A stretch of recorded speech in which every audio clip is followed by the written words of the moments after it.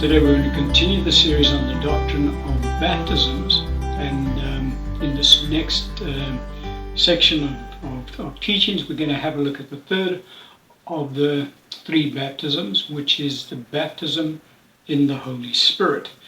And in today's discussion we're going to look at specifically the topic of the power of the Holy Spirit, because we want to actually understand a little bit more about what it means to be baptized in the Holy Spirit, obviously. Of the three baptisms, obviously, the first baptism is fully understood by all believers. It is not understood by any unbelievers. Obviously, that's why they're not baptized into Christ. They remain outside of Christ. But among believers, then we have the other two baptisms that have to take place subsequent to being baptized into Christ, which is being baptized into water and being baptized with the Holy Spirit. Now, of those two baptisms, the baptism in the Holy Spirit is the least understood in the church, and consequently the least amount of disciples, or in fact saints, are in fact baptized in the Holy Spirit, because this particular baptism has such a little bit of understanding in the church. It is not taught widely in the church. There's a lot of opposition to this particular baptism. Again, the opposition is spiritual. We mentioned in in the previous teaching that the opposition to water baptism is also spiritual, and obviously the opposition emanates from Satan's realm, because obviously Satan is the one who fights against anything pertaining to the kingdom of God. Well, when we get to baptism in the Holy Spirit, there's a lot more opposition from Satan's realm against this particular baptism. So why is that? The reason being is that the baptism of the Holy Spirit exposes the saint to the power of God, to the supernatural, introduces the saint to that realm. And that is a huge threat to Satan and his kingdom, because the anointing of the Holy Spirit increases exponentially in the life of a believer once they have been filled or baptized with the Holy Spirit. And Satan has no defense against that anointing.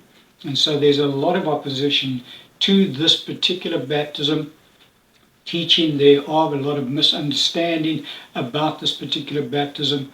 A lot of the church believes that they are baptized in the Holy Spirit, and yet when we have a look at the scriptural evidence of the reality of being baptized in the Holy Spirit, it's plain and very evident to all that most in the church have not experienced this particular baptism.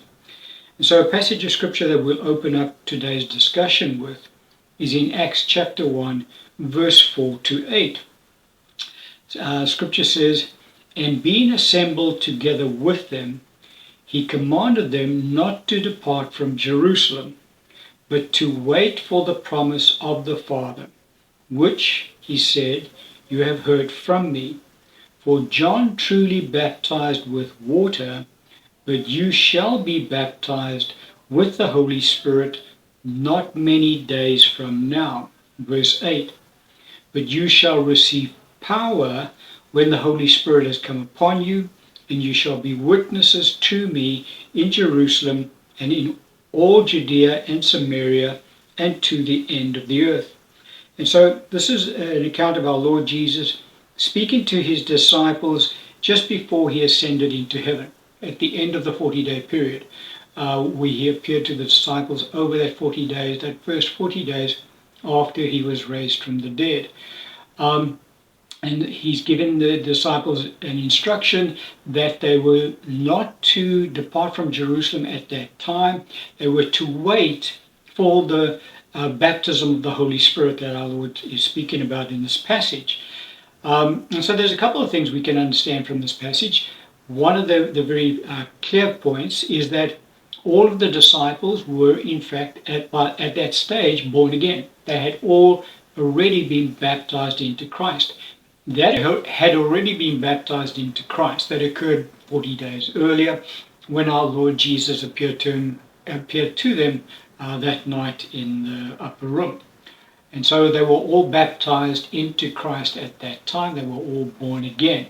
And our Lord, if you recall it in John 20:19 to 22, on that occasion our Lord breathed on the disciples and he said to them, receive the Holy Spirit.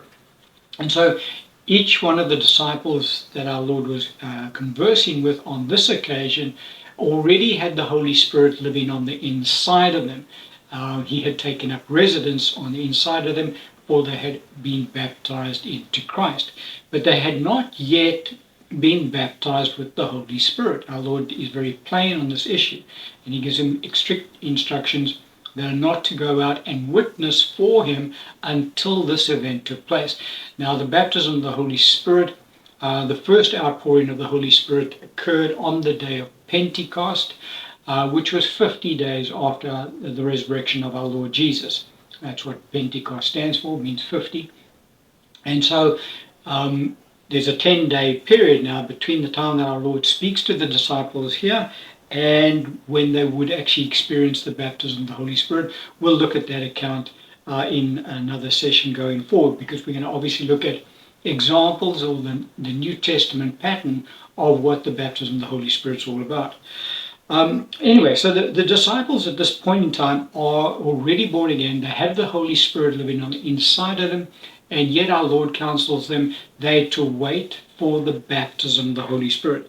So they have not yet received the baptism of the Holy Spirit at this point in time. So what is the difference between having the Holy Spirit living on the inside of the saint and the baptism of the Holy Spirit? Well, our Lord gives it to us in this passage. He talks about, you shall receive power after that the Holy Spirit comes upon you. And so the baptism of the Holy Spirit introduces the saint to the supernatural power of God, the real and tangible power of God. That's a very important concept for the saints to understand, because a lot of saints are never exposed to the power of God, when in actual fact they're meant to be exposed to the power of God. The New Testament saints, the early church that was on the earth, obviously when the apostles first began to proclaim the gospel, all of them were fully acquainted with the power of God. It was something that they all understood. The reason for that is because the apostles demonstrated the power of God, and all of the saints were in fact baptized in the Holy Spirit. It was a very, what's the word I'm looking for? As the church also wanted to make sure that all saints were baptized in water, so it is that the church wanted to make sure that all saints were baptized in the Holy Spirit as well. And so the church across the Roman world at that time were fully acquainted with the power of God.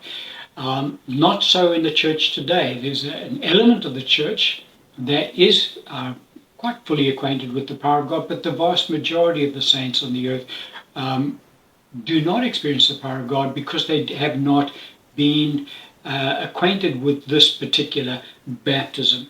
A passage of scripture that highlights the truth to us about the fact that the early church understood the power of God is that we can pick it up in 1 Corinthians chapter 4, verse 19 and 20. This is the Apostle Paul writing. He says, "But I will come to you shortly, if the Lord wills, and I will know not the word of those who are puffed up, but the power. For the kingdom of God is not in word, but in power." And the context of this passage is that there were some in the church at Corinth that had begun to question Paul's authority in the church. And so Paul said, okay, when I get there, I'm going to address the issue.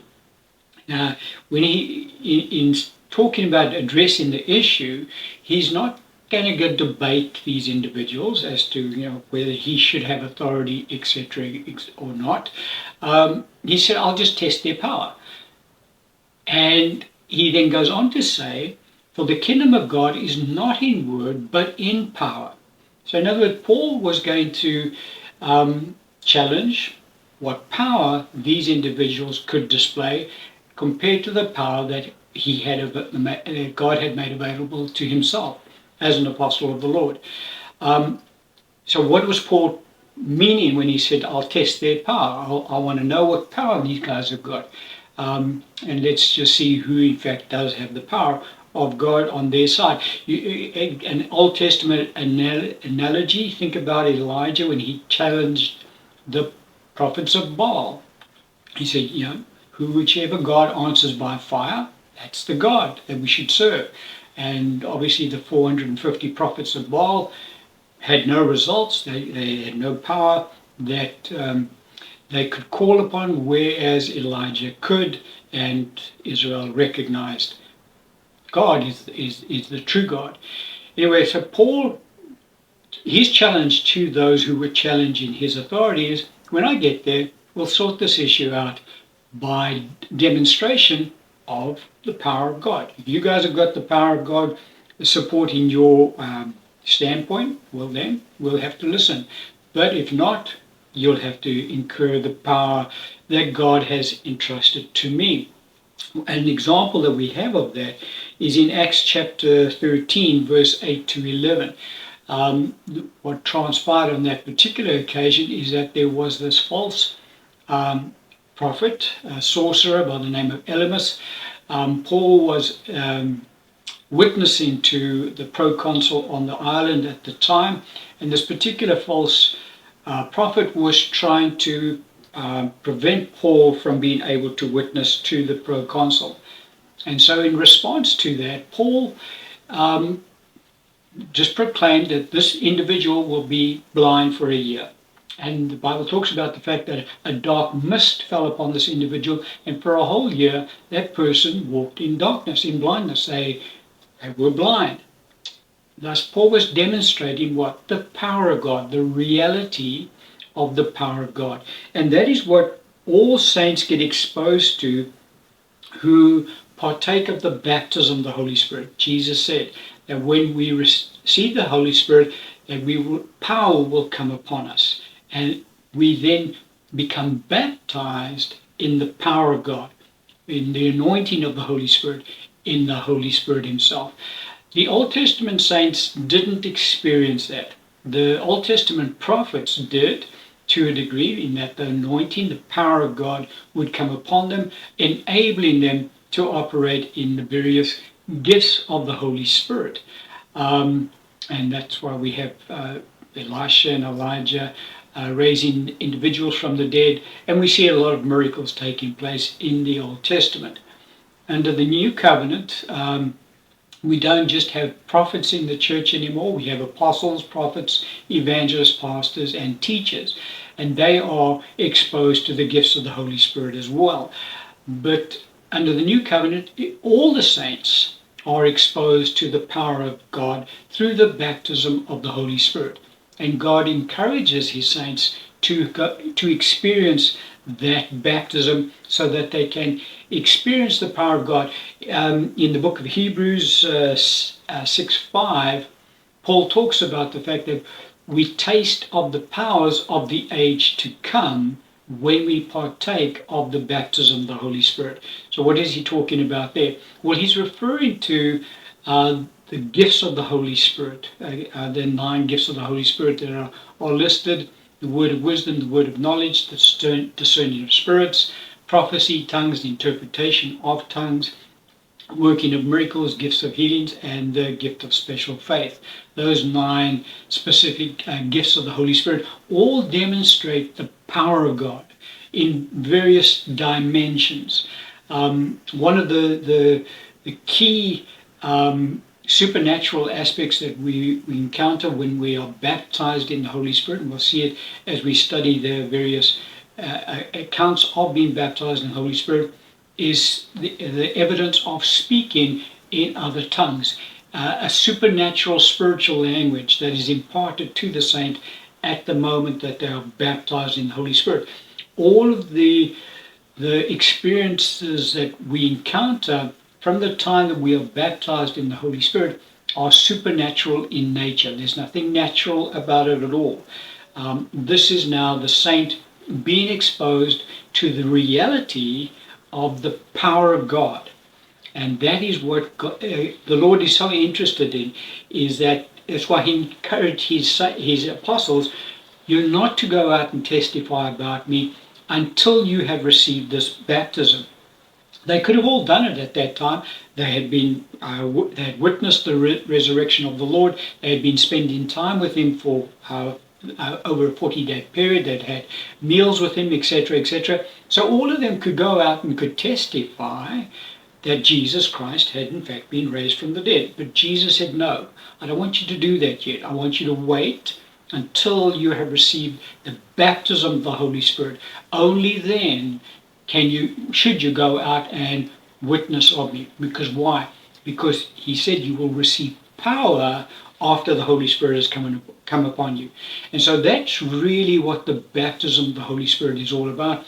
It's been introduced, the saint been introduced to the tangible power of God, thus being able to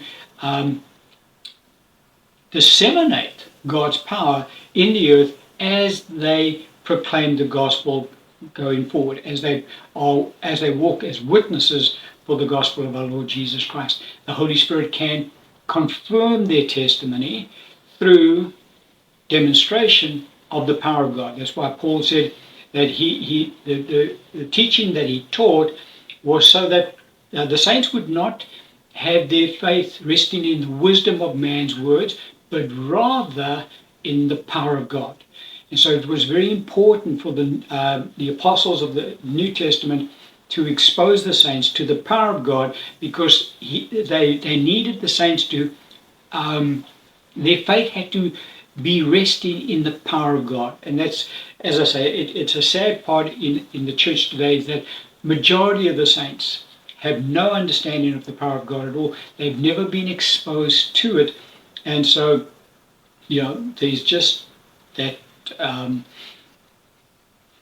what's the word I'm looking for? They cannot be as effective in witnessing to the unsaved as those who know the power of God, who experience the power of God, and who are able to demonstrate the power of God. Think about what Paul did to the false prophet who was trying to prevent him from proclaiming the gospel. Anyway, so that's the point that I wanted to bring across in today's teaching. In the next number of teachings, we're going to now look at examples, New Testament examples of being baptized in the Holy Spirit, and from that we'll be able to extrapolate what the baptism of the Holy Spirit is all about. But we're going to end the teaching on that particular point today.